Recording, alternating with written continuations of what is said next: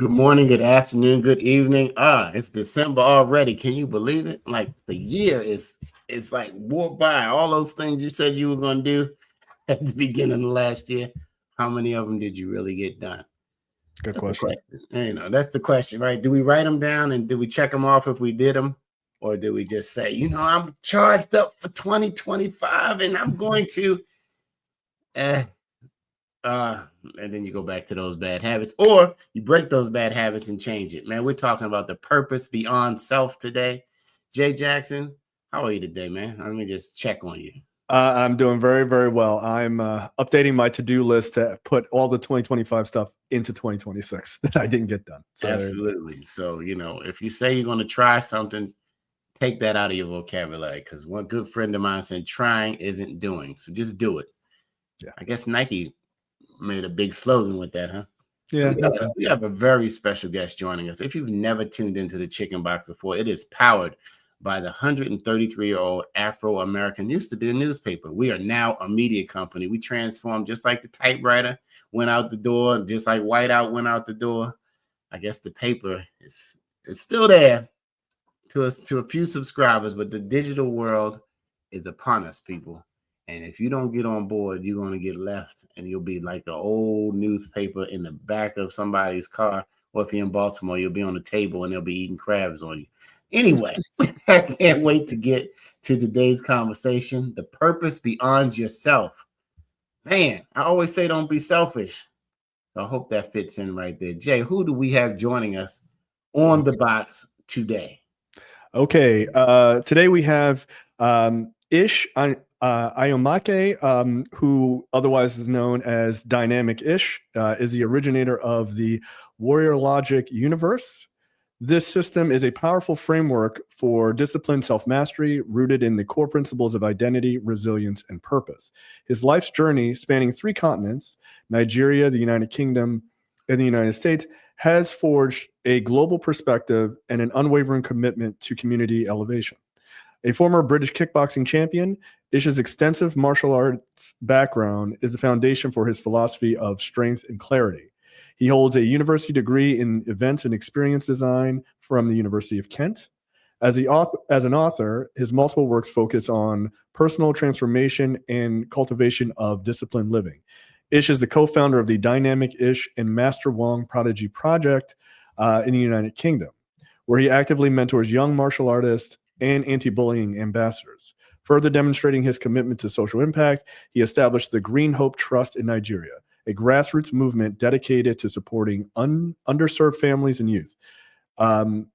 Through his writing, coaching, and community initiatives, Itse empowers individuals to claim a sovereign identity and create a meaningful impact. Welcome to the show, Itse. Thank you so very much for a very warm welcome. With a heart suffused with delight and honor, it is a privilege to be here. Thank you very much. I look forward to our conversation. Excellent. Man, the Dynamic Itse.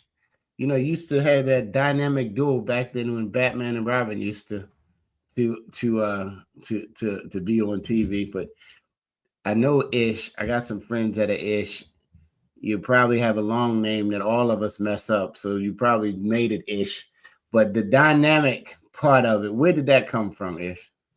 So I became Dynamic Itse when it was given to me by a group of friends, because my nature is continuously moving and I'm continually seeking enlightenment, progress, and I'm full of adventure. So quite simply, my name is Itse and I'm a dynamic person, hence Dynamic Itse. I love it because, when I look at the word dynamic, it's like full of energy, full of new ideas. And you pretty much summed it up right there. Spent several times, because a lot of people, we haven't had, I think, a kickboxing champion or kickboxing trainer or instructor on this show yet. How did you start out even wanting to do kickboxing, or what led you to the field of martial arts, or the discipline study? I came across Enter the Dragon by Bruce Lee when I was about 7 years old, growing up in Nigeria. And from that moment, I knew what I wanted to do with my life. But as it turns out, I was puny. I was the ragdoll of choice for a lot of companions around me, and I got bullied quite a lot. But I kept saying to myself, after watching wrestling on television, I don't know if anyone remembers a guy called Mighty Igor. I mean, wrestling from way back. Yeah. Like Chief J. And Strongbow and all those. yeah, and I used to watch Mighty Igor and Tex McKenzie, and I used to say to myself, one day I'm going to go abroad to where these white people are, and I'm going to become a champion. And when I do, I'm going to come back and I'm going to sort all these bullies out. Fair enough. So that's where the passion came from. When I saw how one man could do some training, say he lost a fight, and then he went to his coach, he did a lot of training, and he came back and he took revenge. And I thought, this is possible. So it left an impression that I could work hard and make a difference with my present state. That's how it started. Many years later, in my teenage years, I saw another movie, Kickboxer by Jean-Claude Van Damme. And Classic. I was hooked. There was no kickboxing at that time in Nigeria. So I got some sacks, put some sawdust in it, hung it up in my daddy's garage, and trained myself by watching his movies. And then when I got to 19 years old and went to the UK, I joined a club. And 12 months later, I was British champion. It was a dream come true. 12 months. Yes. How long were you training in Nigeria? I was training in Nigeria, and then after training myself in kickboxing techniques, I actually found a coach who trained me for about a year in Kung Fu first for a few months, and then karate. And then I left to the UK. But when I joined the club, I was just so focused and obsessed. That was the word, obsessed with my training. And I met lots of people at the club. But the thing is, after doing the training on any particular day, I would go home and practice everything we had done all week until it was time to go back to next week. So I was just so focused and bent on achieving something. So it took 12 months from when I had my first fight was in November 1998. And in November 1999, I won my first British title. Congratulations. Nice. Dynamic-ish. Guess what? When I go to the UK on this weekend, I'm gonna just tell them I don't want any trouble. I'm gonna have to call my man Dynamic-ish to come sort some things out over there in the UK. Jay, jump in, man. Yeah, absolutely. So you described the Warriologic system as being rooted, as I said up front, in identity, resilience, and purpose. How do these three principles work together to support what you were referring to as like self-mastery? So now, Warriologic, right? It's a philosophical ideology where clarity, strategic self-governance, disciplined motion, and elegant expression form the framework for personal transformation. Now, it was born out of three words. Warri is the city where I come from in Delta State of Nigeria, Warri. Warri, so that pertains to my heritage. Warrior pertains to my history as regards my martial arts and kickboxing, and logic pertains to a way of thinking. So I came up with the word Warriologic. And it is really supposed to teach people to understand the forces that make our lives, like your character, your choice, your community, and your circumstance. So it involves lots of different aspects like trials, pillars, and obviously tenets. So it has 33 tenets. Now, the 33 tenets of Warriologic are the fragmental intricacies that form the scaffolding upon which the whole philosophy is built. Six trials of Warriologic. These are transformative challenges that purify and strengthen the warrior's spirit. And the 9 pillars, those are the core principles which ground and guide the warrior's path. Now, I say warrior and fight and all that, but it has got very little to do with fighting, and more like, think about it like we say every day is life's battle. So all of us are warriors within our own existence. And Warriologic is thinking like a strategist and taking every day like a battle. Excellent. And did you come up with, just as a quick follow-up, did you have any sort of outside basis for these tenets and the pillars, or was this all created as you're sort of going through your life and you've kind of learned about these things? Or did you were you using another system even in your fighting and you kind of were basing it upon that? So I've had a very colorful life, to say the least. I've had lots of good and lots of bad experiences. So, and having lived on 3 continents, what I've seen across all 3 continents is people wrestle with the same struggles, and also they carry the same strengths wherever you go. Right. So Warriologic was born from these experiences. It was built to help us navigate the complications of everyday life. And I use my experiences a lot because I didn't write this because I did everything right. And I do not know as much as it pertains to tell that I do. The fact is, I actually constantly live by the rules I've set. And when I fall short of my own expectations, I go back to the codex for direction.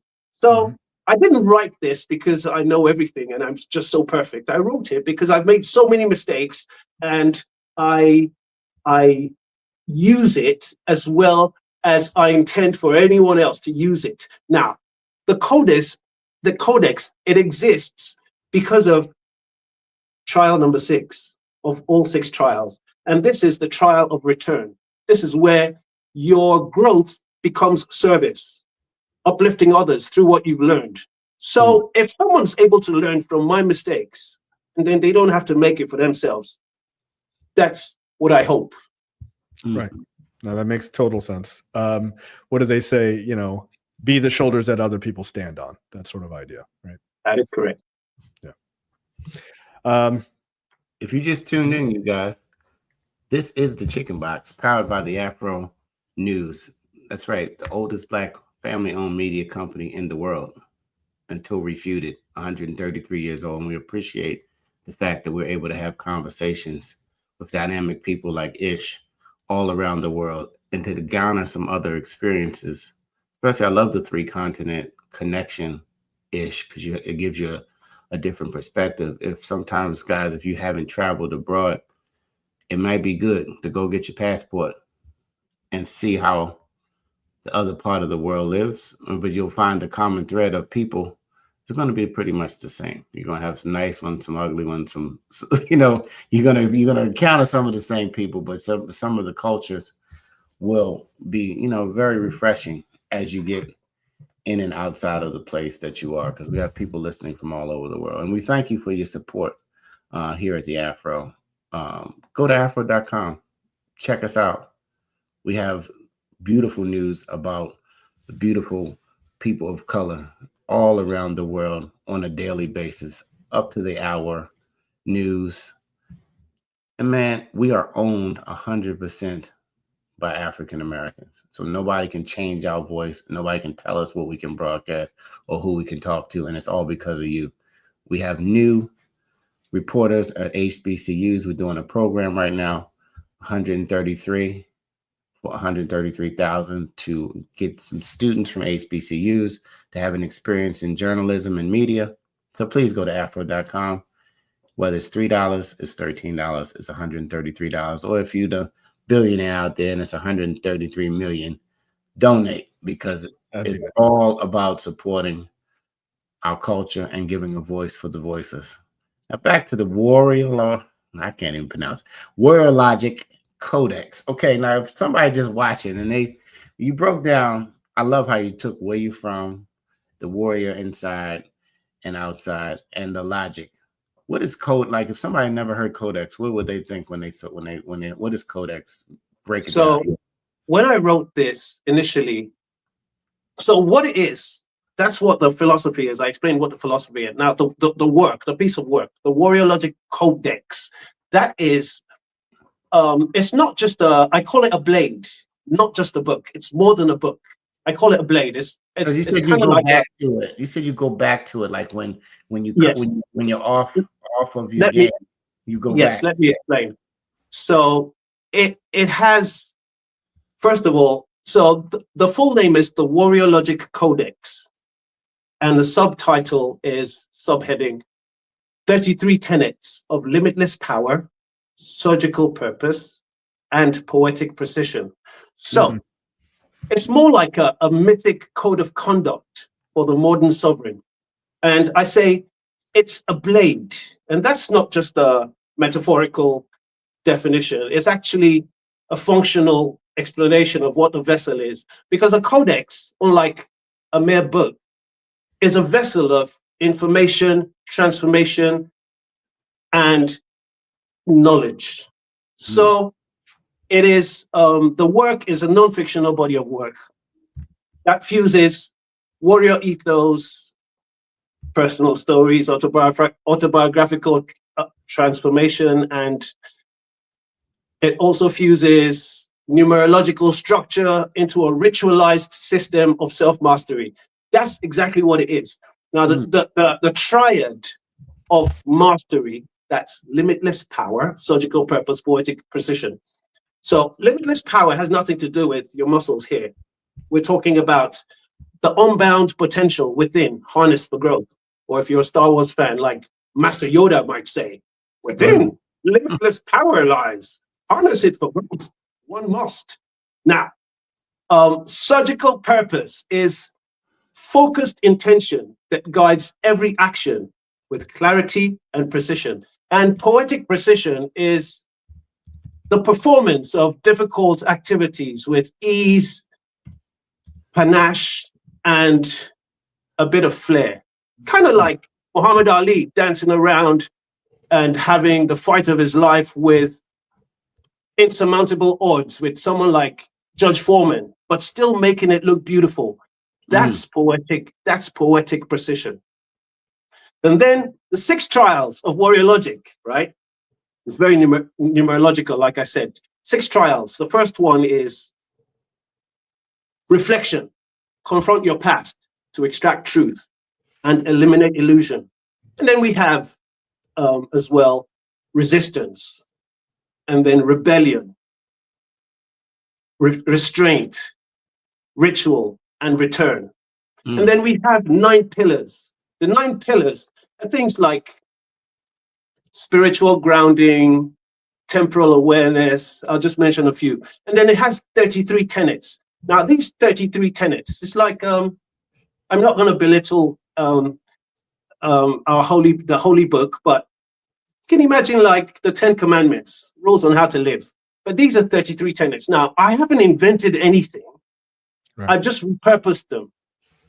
So when I fall short of my own expectations, I refer to the codex and look upon a certain tenet or the other to try and find direction. So the codex is a blade because it can cut, but it can also sharpen, and it can cut away distractions, and it can sharpen your clarity. It's also a mirror because you confront yourself. Tenet number 6 says, we hold ourselves ruthlessly accountable. No lies, no blame, no soft mirrors. Discipline begins in truth, and we never flinch. And then it's also a shield to protect your sanity. Anyway, just a few. I think that's great. Well, unfortunately, because there are 33 tenets, we obviously can't go through all of them. But I do appreciate the idea of the sort of the scaffolding of this, right? Where you're using your experiences, I'm sure both inside and outside of the ring, and also just your general life experience, right? To kind of come up with what I would say is what a lot of people unfamiliar with what you're doing exactly can probably understand it as self-mastery, right? Trying to keep yourself on whatever this particular path for you is, right? And trying to deal with situations that come up. From that, let me ask you, you founded the Green Hope Trust in Nigeria. One, can you tell us more details about that, and sort of what are the challenges and opportunities that you may have run into trying to start a grassroots organization in Nigeria versus maybe starting these other organizations elsewhere in the world? So that Green Hope Trust came about in a very, very simple manner. When I was a teenager, I used to hang out with, if you pardon my expression, the downtrodden. So I was a child of privilege growing up in Nigeria, and my parents were rather affluent. So I had quite a privileged upbringing, but that didn't stop me from hanging around with children who were seen to be less fortunate than myself. I found them a lot more interesting than kids who were on par with my status, so to speak, because hanging around with these kids who had nothing and lived in mud houses, they built their own toys. They went in rubbish dumps and they scavenged for all kinds of things. And I learned how to build things. I learned to go in the forest with them and set traps for snakes and lizards and all kinds of different things and birds. And it was just so we went fishing and hunting. And the other kids, like myself, they sat indoors watching TV and playing Monopoly.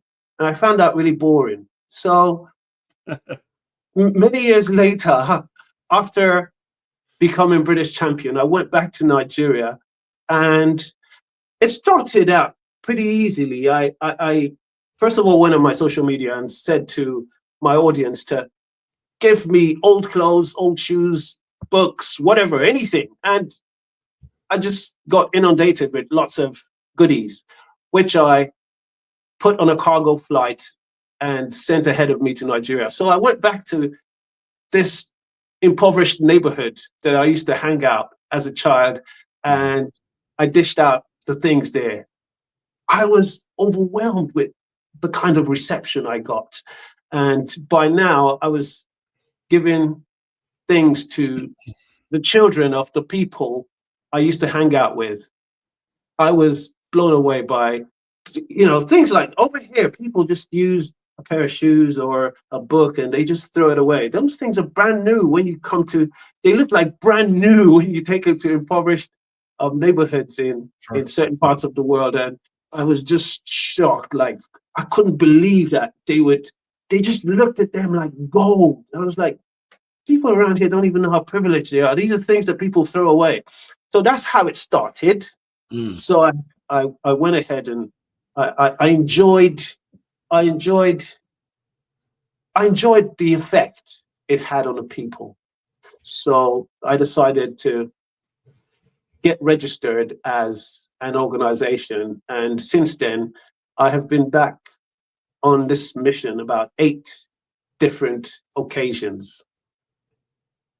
Absolutely. Doing the same thing. So in Nigeria, where do you fly into in Nigeria? Lagos. Oh, Lagos. Okay. It's a beautiful city. Yes, it is. So let me ask you, so piggybacking on that, is the Green Hope Trust, is that just simply sort of an ability to kind of get clothes and supplies and things like that to more impoverished areas of Nigeria? Is that the overarching goal of it, or did you find that was just kind of how it started and then it sort of expanded out from there? That's how it started. So presently, I'm looking to enrich the lives of more children by trying to get scholarships and other means of improvement in their lives. So it started out just as bringing things back home. But let me mention something. This is really important. So when I went back, and after a few trips, I realized what I was doing wasn't just giving, in my eyes, these were old clothes, books, shoes, toys, whatever. But it was a lot more than that, because I learned those things pale in comparison to the actual gift I believe I took back, which is an idea that you could come from this place and return as a champion, not a champion of kickboxing, but as someone championing improvement in life and being kind of a beacon. Because the kids there, their parents and I used to hang out as kids, and it was fantastic to see that I was received as one of theirs, but looked at as something to aspire to. So that was very important for me. So the beacon.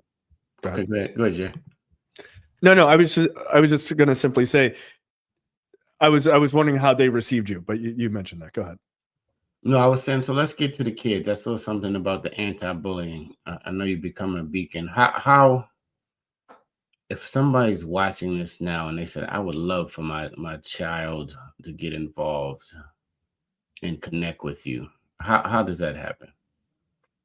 So right now, I'm on the verge of starting the United States anti-bully program. So it's a spin-off from one of my books. The second book in the series is the Warriologic Codex 2, and that's called Cadet Strategy, a young leader's manual. Now, within this book, there are so many facets that a young leader could take into cognizance for self-improvement and self-mastery. So these books are all multifaceted.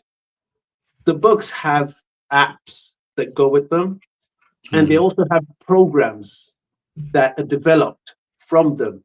So the USA Anti-Bully Project is going to be launched with the second book in the series, which is Cadet Strategy. And anyone who's interested can get hold of me through my social media handles. Absolutely. Which we've been running on the bottom of the screen, by the way. We'll put that back. Connect. Fantastic. Connect with them, because a lot of times, I don't know if it's still a big thing, because when my kids were coming through, the digital bullying is sometimes is just as bad as the guy trying to take your lunch money in school. So have you noticed the digital bullying ish? I have a whole scroll. So my codex, right? It doesn't have chapters. It has scrolls.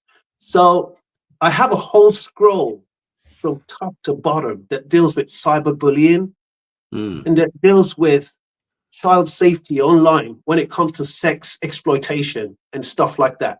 So it's very comprehensive. It's extremely comprehensive. There's another program that's called the Guardian Initiative. The Guardian Initiative expressly addresses sexploitation online and online bullying. Excellent.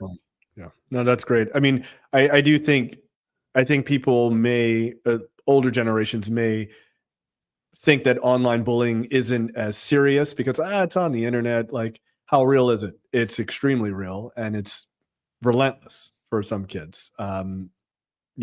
Kids, they end up, even once you leave school, it doesn't stop, right? So it's great that you're taking that seriously, and that's a part of your program. I think that's I think it's a largely overlooked situation until it becomes so bad that terrible things happen. So I think it's a good idea to be ahead of that.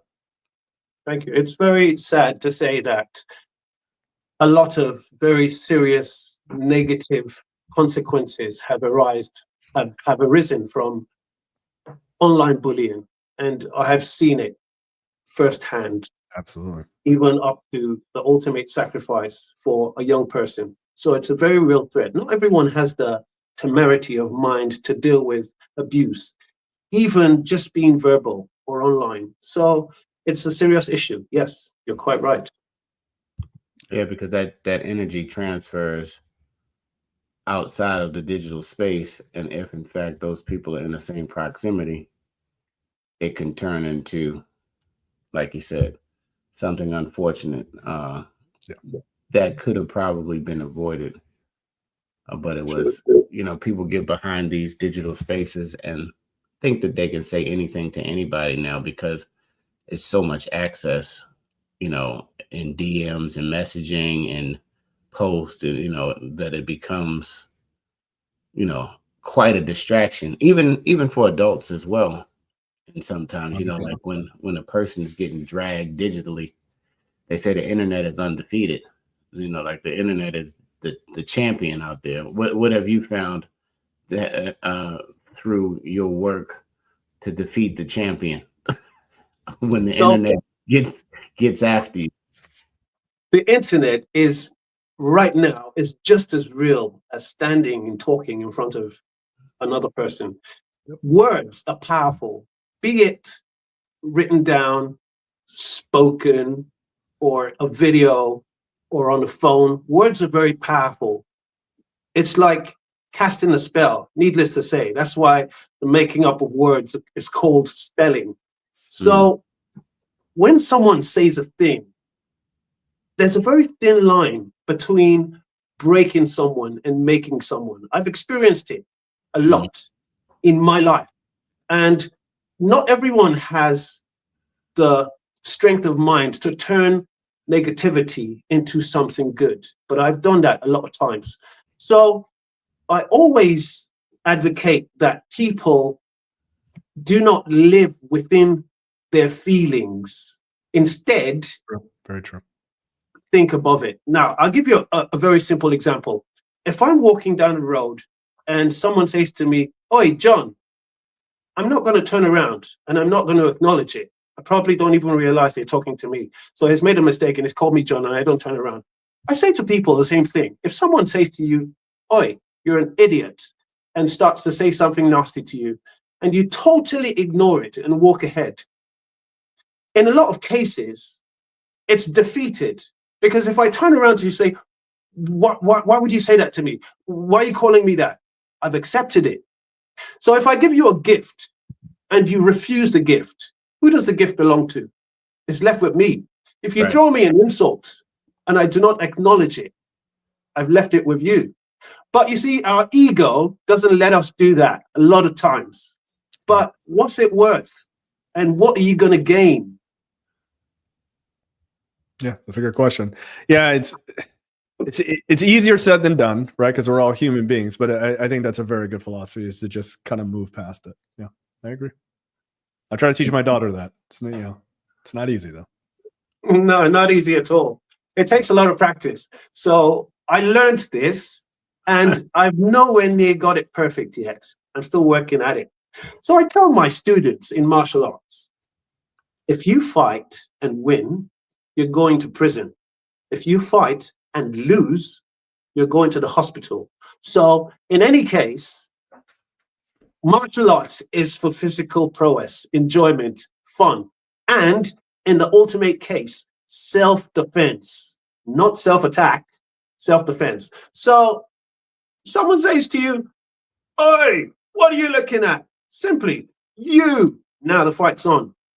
But when I be like, "I was just looking at your t-shirt. I love it. They're melted. It's gone. Aggression's done.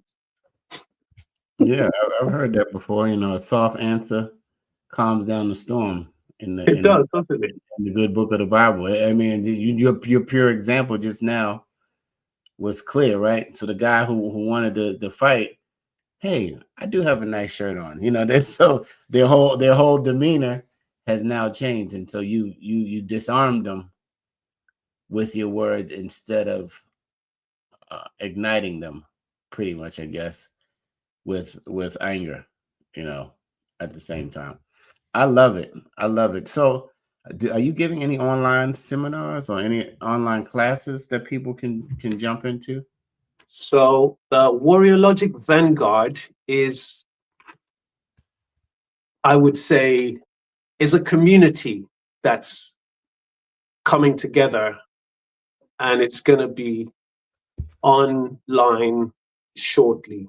The Okay. Warriologic Vanguard is for people who have read the Codex and want to come together and draw strength from each other. And also, it allows us, everyone involved with the Codex, to get information about events and seminars that will be coming along as a result of the book launches.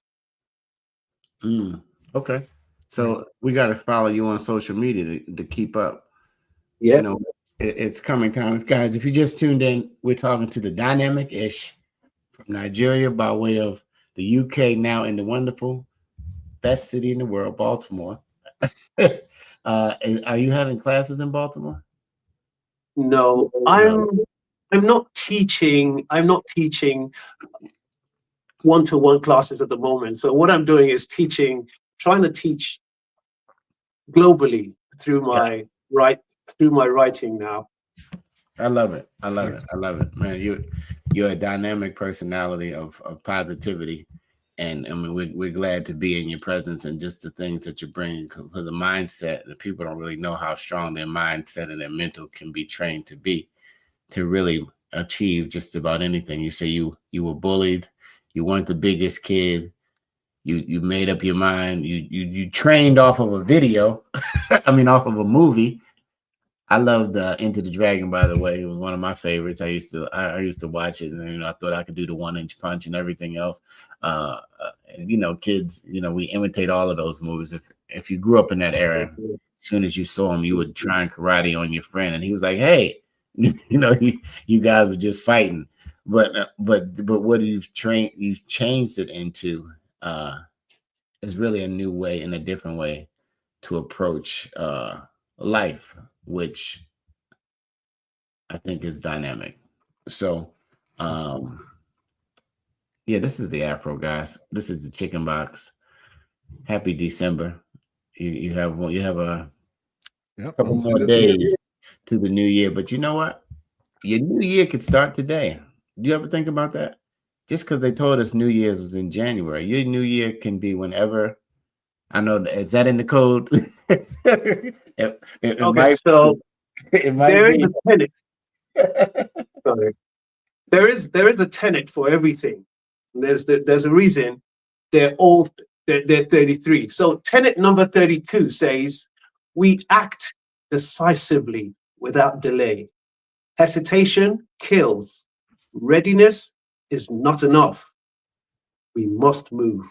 That's tenet number 33. I know it. I know it was in there. So, we say a lot of things. I'm going to do this. I'm going to do that. And, many years ago, as a personal trainer, working in a gym for years, in January, the gym is full. Everyone comes there. And then in mid-February, boom, back to normal. Half of them are falling off. Half of them fall off. So procrastination is a real thing. I agree. And stick-to-itiveness. Yes. Decisiveness and decisionness, if that's a word. But look, we're wrapping up. Go to afro.com, y'all. We're going to have these great conversations with these dynamic people only because you support us. We look for nobody else. We're not even looking to the advertisers. They're beginning, nothing against the advertisers, but all of the DEI cuts and all of the things that they're trying to do to just change the way the landscape is. We can't depend on it. If we don't have each other as a community, we are dead in the water. You hear me? They don't wake up at all and think about us as people of color. And if we don't wake up and think about that ourselves and support our own organizations, our institutions, our businesses, our kids, our communities, our students, our food deserts, all the other things, we are lost people. We might all have to move back to Africa because this place here in the United States is getting a little shaky. That's my personal opinion. Anyway, we're now dynamic-ish. We call this the box, where you get on the box and you speak your truth.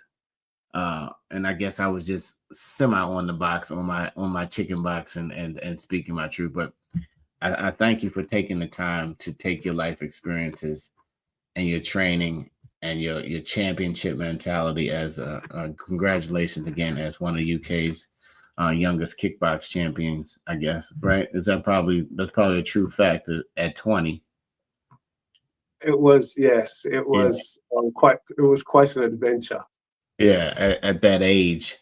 And we see all of the mixed martial arts and how it's progressed into a really money sport now, but I don't know if it was like that back then. But we just thank you for your energy. You bring a positive vibe to the screen and to the airways and to the people. Like you said, this is kind of our new reality, being able to touch and speak digitally from anywhere in the world. And we thank you for coming to the Chicken Box and just sharing your beliefs and your mission.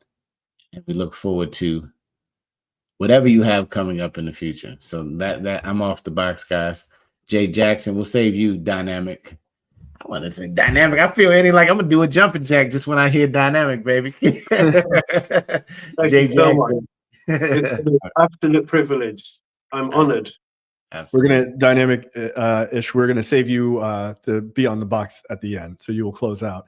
Look, I think the idea of using your experiences, especially if you have a global perspective, I think is super powerful in order to help people achieve what you were referring to as self-mastery, right? This idea of using your failures and your successes as a way to sort of build this scaffolding in life, I think is a thing that anybody can appreciate. And I appreciate that you're using your very unique experiences to do so.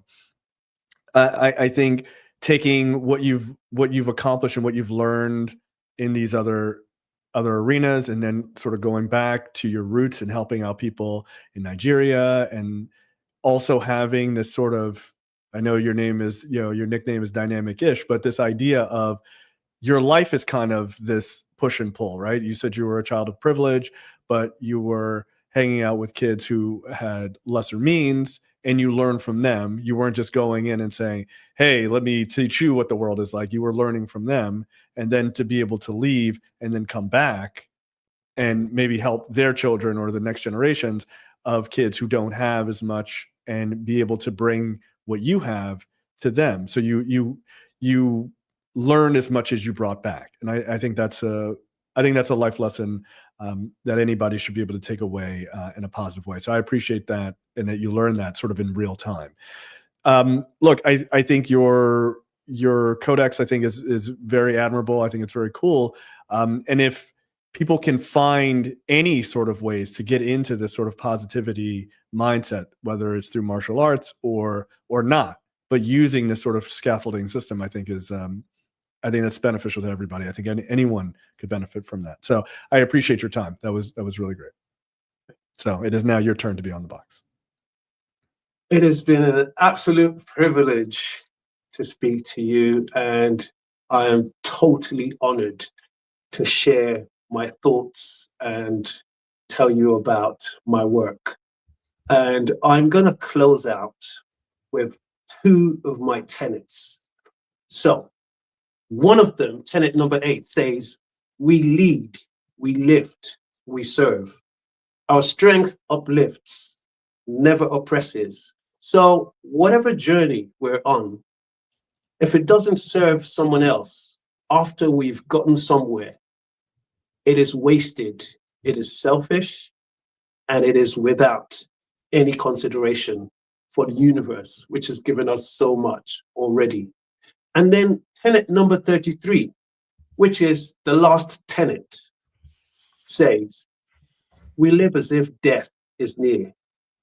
Mortality fuels mission. We fight, we build, and we serve while there is still time.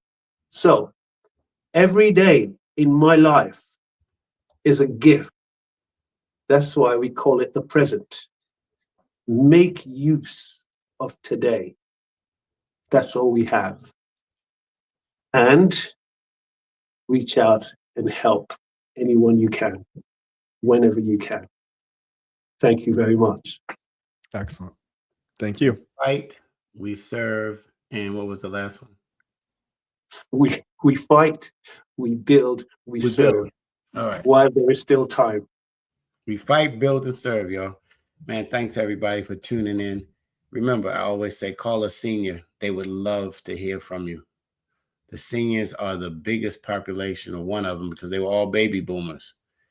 And now they're all seniors. So they'd love to hear from you, your aunties, your uncles, your dad, even your dad, your mom, your family, your aunt you haven't called in a while. Just call and say hello. Don't text them, even though they know how to work the text. Maybe FaceTime, maybe, huh? You call them and just let them know you're thinking about them. You want to go beyond that? Send them some food. Even if you're in another city, just send them some groceries. It will change their day, and it will be a wonderful random act of kindness. We're upon the season, the giving season, which should always be the giving season in your life if you have a heart to give.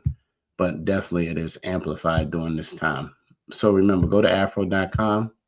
You can give the gift of a digital subscription. For less than 2 Uber Eats, you could have the Afro digitally to your any device delivered to you that you prefer to watch the media. Till next time, Dynamic-ish. I'm coming to your workshop whenever you have it, baby. All right. It would be an honor. Nice to meet you, Jay Jackson. Always a pleasure. And now producer Asia Martin and Dr. Draper, who couldn't be with us. Until next time, God willing, we'll see you soon. Have a great day, everybody. Thank you.